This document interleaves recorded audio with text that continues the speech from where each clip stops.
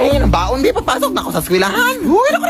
Kung makahingi ng baon, parang may utang ako sa'yo. Bilisan mo na, Nay. Malilit na ako. Alam mo ba, nak, kami dati wala kaming baon. Bakit ko dun? Dati, nung nag-aaral pa ang nanay, ang ulam ko bago pumasok sa eskwelahan ay asin.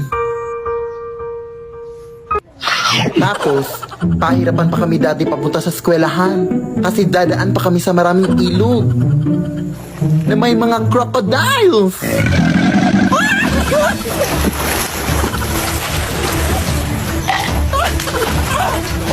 Yung mga tsinelas din namin dati ay gawa sa dahon ng saging.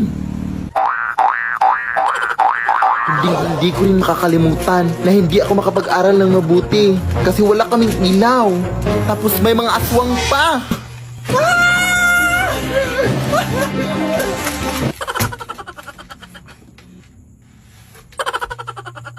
Kaya ikaw, anak.